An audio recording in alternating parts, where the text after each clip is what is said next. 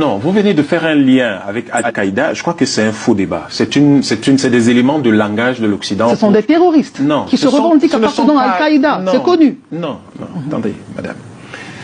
Il n'y a pas dans ces pays-là des gens liés à Al-Qaïda. Il y a dans ces pays des mercenaires armés pour détruire ces pays. Les Africains doivent savoir à quoi ils ont affaire. Ils doivent pouvoir répondre à ça. C'est quand vous savez à quoi vous avez affaire que vous pouvez élaborer les réponses les plus efficaces. Il n'y a rien de Al-Qaïda au Sahel ou au Sahara. Ça n'existe pas. De terroristes La seule chose qui existe là-bas, c'est un certain nombre de groupes d'intérêts internationaux qui arment un certain nombre de mercenaires pour aller déstabiliser ces pays-là. L'enjeu, c'est quoi? Mais l'enjeu dans le cas du Burkina, du Mali et du Niger, c'est l'enjeu énergétique. Si aujourd'hui, la France perd ces pays, elle perd le franc CFA, elle perd sa position en Afrique de l'Ouest, elle a déjà pratiquement perdu cette position en Afrique centrale. Si elle perd tout ça, comment elle va vivre? Cette Afrique-là, c'est un quart de son PIB. Un quart. Si votre PIB chute de 25%, c'est terminé. On va tout reposer sur la France. Non, on ne repose pas tout sur la France. Voilà, c'est ce qu'il faudrait vraiment qu'on fasse une précision. Non, on n'a pas notre part de responsabilité dans ce qui arrive. Non, les Juifs n'ont aucune part de responsabilité dans la Shoah. Vous ne pouvez pas vous lever un matin et dire les Juifs sont responsables de la Shoah, c'est un scandale.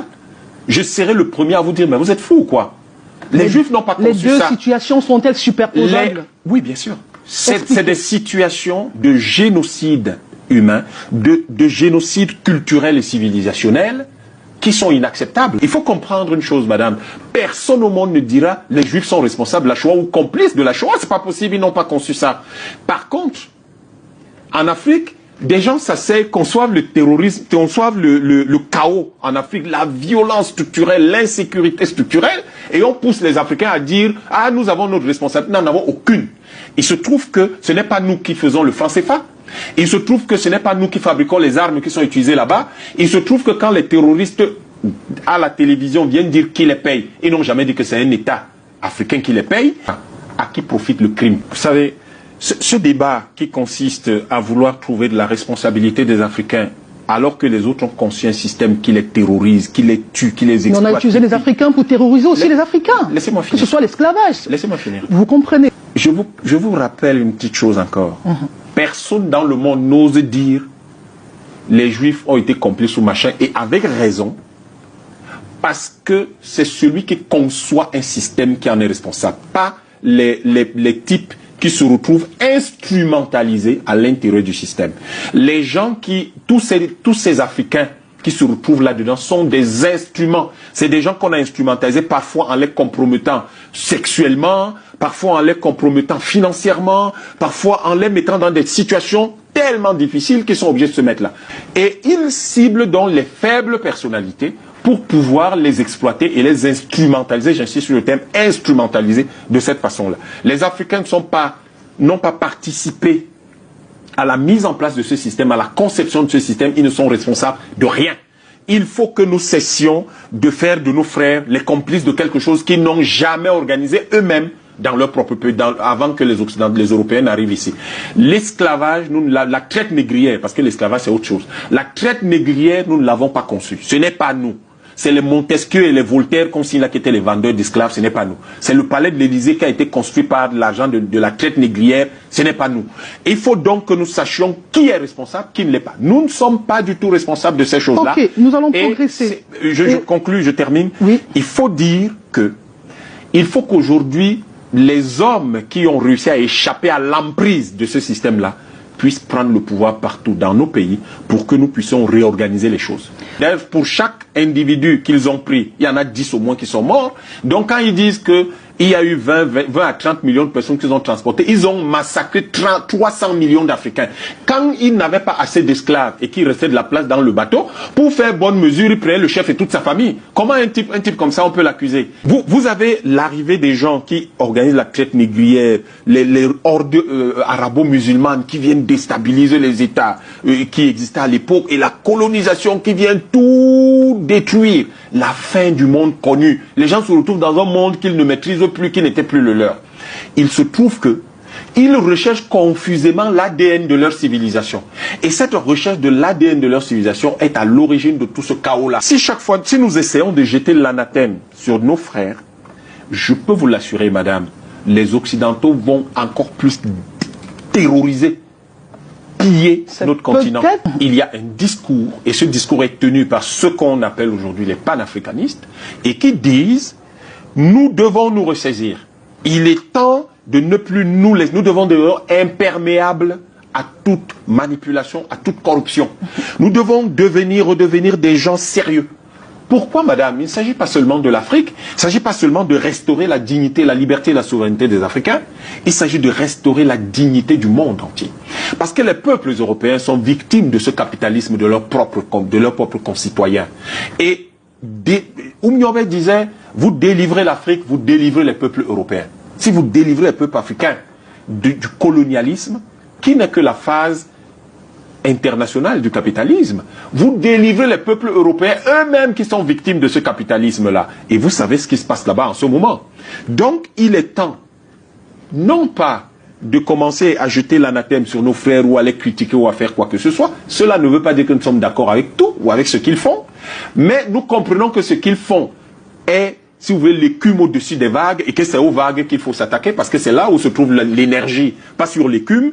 Et donc, si vous faites ça, vous aidez en même temps ces peuples. Donc, il ne s'agit pas que de nous. C'est pour cette raison que le travail de sensibilisation, de conscientisation, d'explication et si vous voulez, de soutien moral qu'il y a à faire pour sortir nos frères de leur dépendance émotionnelle et psychologique de l'Occident est extrêmement important. Je viens de publier un ouvrage dans lequel les gens trouveront un certain nombre de propositions qui s'appelle Portbo Kibong. Et là-dedans, vous voyez comment nous sommes parfaitement lucides sur à la fois la partie structurelle et fondamentale de la crise que nous vivons, qui est organisée, structurée, gérée, entretenue par l'Europe et l'Occident, mais également, si vous voulez, de la partie des exigences tactiques qui vont permettre de ramener progressivement tous nos frères vers une attitude de gens libres qui doivent se battre pour sortir de l'ornière. Le Burkina Faso n'aurait pas pu être intègre s'il n'y avait pas cette recherche confuse de son initiative historique. Il se trouve, et je vous le dis encore, c'est encore confus. Parce que le monde connu des Burkinabés n'existe plus depuis le début depuis la fin du 19e siècle. Et il a été déstabilisé et déstructuré progressivement pendant les 4 et 5 siècles qui ont précédé le 19e siècle, et il a été écrasé pendant tout le 20e siècle et le début du 21e siècle. Maintenant, les Burkinabés, depuis la deuxième moitié du 20e siècle, essayent de se retrouver, parce que ce système occidental européen dans lequel on se trouve ne convient pas aux Africains, pas du tout. La démocratie n'est pas un modèle propre aux pays africains, singulièrement pour... Non, encore une fois, c'est des faux débats. Si on pose la question telle que vous la posez, madame, et je comprends que vous me posez la question de cette façon-là, parce qu'en réalité, c'est dans l'air du temps de poser ce genre de questions, mais au fond, c'est pas comme ça que nos États étaient organisés. La question intéressante serait de dire comment nos États qui ont été stables pendant des millénaires ont-ils été organisés? Vous pensez qu'ils faisaient la démocratie occidentale là? Ce que la plupart des Africains ne savent pas. Était-il des États? On parlait de villages, on parlait de communautés. Bien sûr que si je veux démontrer que vous les Africains ne valez rien, est-ce que je vais dire que vous aviez des royaumes? Je vais simplement m'appuyer sur la théorie de Henry Morgan, qui a été publiée dans les années 1890, qui disait, qui stratifiait, qui classait les hommes en 3 catégories. Tout en bas, il y a les sauvages. La seule organisation possible qu'ils ont, c'est celle de meute, un peu comme des loups. Les loups, c'est les animaux sauvages. Et au-dessus, il y a les barbares. Et les barbares, à la limite, ils peuvent avoir comme organisation sociale les hordes. C'est tout. Et au-dessus, il y a donc les civilisés, qui sont les Européens, et qui sont les seuls capables de structurer des États. Donc, en réalité, si je suis quelqu'un qui vient vous piller, qui vient vous coloniser, mais je veux dire que vous n'êtes rien. Vous êtes simplement des sauvages. Oh, et vos chefs, et je vais dire, vos rois, vous n'avez pas de rois, vous avez des villages. Sauf que ce n'est pas vrai. La structure, la construction la plus longue et la plus grande que le monde ait jamais connue, vous savez où elle se trouvait? Dans ce qu'on appelle le royaume du Bénin, au Nigeria. Mais est-ce qu'on en parle? Personne ne peut en parler. Nous pouvons organiser les États autrement que comme Montesquieu. Nous avions nos façons de faire traditionnelles.